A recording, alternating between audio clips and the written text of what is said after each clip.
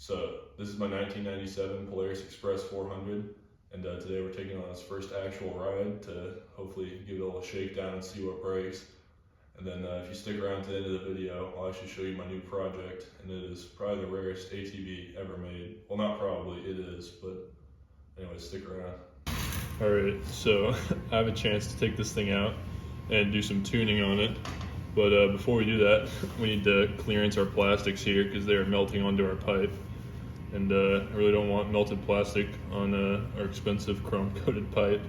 So I'm just gonna follow this line right here and then cut like a circle about right there. Or actually more like that. And should be good to go from there. Alright.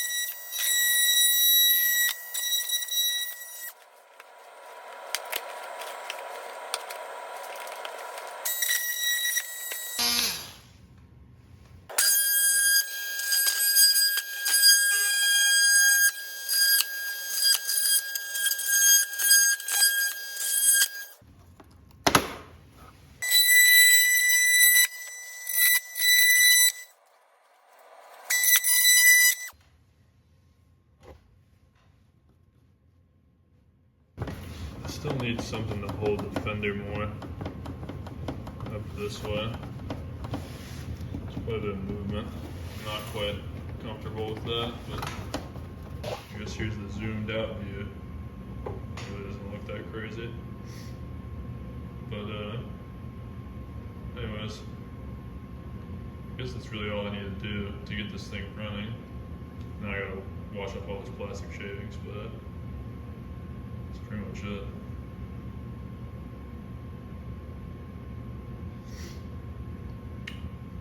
I also gotta grease the actual suspension bushings because I haven't done that yet. But other than that, I think that's all we need to do. And I also need to fill up my oil tank. So I guess we can get to tuning this thing. Alright, this is just kind of a random bit of content, but I actually just drove up to Kansas and picked up these Scat Track paddles on 10-inch wheels. They're 22 by 11s.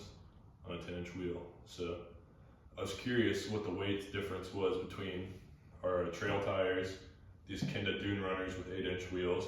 They're 22 by 11 by 8, and these Scat Tracks, and then compared against stock tires. So I was kind of curious what the weight savings were as far as tires go.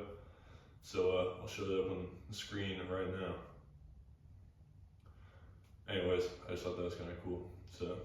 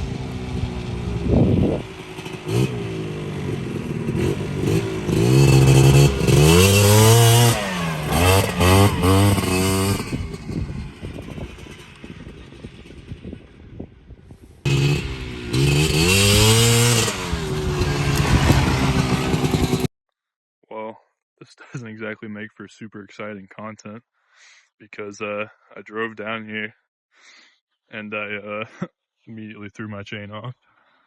So luckily it didn't wrap around the case or anything, but anyways, It was really fast while it lasted, and I think it looks pretty cool. Yeah, it was a pretty cool view, especially after all the work I've done to this thing. It's pretty cool to actually see it outside of my garage. But anyways, guess I'll have to order a new master link. And then I also had some more damage, which I assume I'll probably show you in the next clip.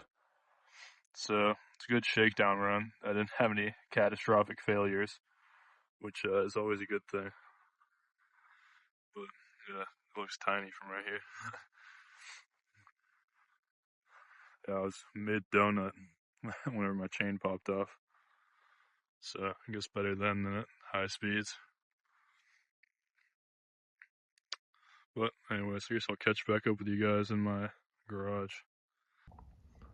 You'll have to excuse my voice. I'm actually pretty sick, but I didn't really explain in the last clip what happened to the chain. So as you can see, it didn't actually like snap the master link. It just came unclipped. It like bent this clip, as you can see from it, you know, being bent. And so I guess I'll just order a new clip, and chain's good to go. So I guess that's first up on the damage report. And then second is actually something that happened by my own stupidity. I forgot to secure my battery, and basically, as the first ride, like first 10 minutes, I drove down there, the battery fell off, and it ripped our starter solenoid in half, and the battery fell off. I guess I chipped the paint too, which I guess means I didn't prep it very well. But anyways, that's kind of a bummer, because I don't want to buy another one of these, but I'll take it. It's not the end of the world. I also gotta splice some wires, I guess. Really, all things considered, for like a full build, I'll take that for our two little mishaps. I thought, you know, just based on my previous luck with machines I've built, I was gonna have a catastrophic failure, like I don't know, I'd like blow the bottom end out or something. But yeah, so now all I gotta do, fix those two things, get the new clip, new starter solenoid. I need to get a new, actually bleeder for our brake here, because this one's all clogged up and I can't clear it out, and there's air trapped in there, so our brakes are super spongy, which is super annoying. And then also, while I'm talking about brakes, I gotta build a cover for this so I don't chew my ankle up on accident. And then I need to build some fender supports for our front fender still to keep this up off the pipe.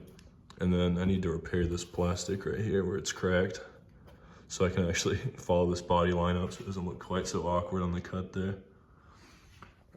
And then I guess after all that, I can sand the plastics and take this thing to a vinyl shop and I guess get some custom graphics made, which will be pretty cool. So me and my friends are actually going to Little Sahara next month, so I gotta get all that stuff I mentioned wrapped up, and hopefully by then I'll have a GoPro so I can actually get you guys some first-person shots of me riding this thing, and a little bit more riding content and less of me just sitting here yapping in my garage. Well, like I'm sure I mentioned at the beginning of the video, I figured I'd show you my next project. So for those of you that don't know, this is probably the rarest off-road machine ever made.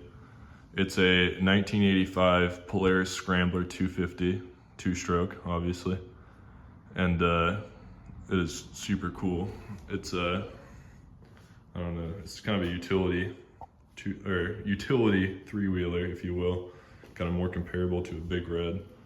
And it's got, you know, the classic Polaris CVT. And it's got suspension front and rear, which is super cool. And yeah, a lot of people just restore these things because they're pretty rare. But I just can't leave things stock, so I'm gonna leave it. I'm not gonna do any metal cuts, I guess, nothing permanent, but I'm still gonna build this thing. I've already been messing around with a little bit, and you guys will see that because I've been filming it. The previous owner actually just went through and cut a whole bunch of wires, so that's gonna be really fun to figure out. And I haven't even actually washed this thing yet. I just did a compression test, good compression, which is good news. But yeah, I guess I'll give you a little preview of what I'm planning on for this thing. So I guess it'll be instantaneous for you, but I'm gonna throw some fenders on this so you can get an idea of what it'll look like. So there's actually a big bar on the back of the frame there that kind of has those plastics up at an angle higher than they actually will be, because I need to get some and cut them, because those are actually my friends, so I'm just borrowing for mock-up purposes. But yeah, I'm gonna put some Gen 3 plastics on there and hopefully give it a more sporty look. I was thinking, so that tank, once I clean it up, it's actually a dark blue, but it's so sun faded, I'm gonna have to sand through a lot of layers of oxidation. But I'm thinking like blue, black, and silver for this thing. And but yeah, this is gonna be a whole lot of work to clean up. I really just need to go and power wash this thing, but I haven't had the time to do it yet. It's also been like 3 degrees outside. Well, that's gonna be it for today's video. I appreciate you guys watching. I'm sorry it wasn't more exciting. It's kind of my own fault that it wasn't. But if you did enjoy the video, please consider liking and subscribing. It means a lot to me. And hopefully I'll see you next time.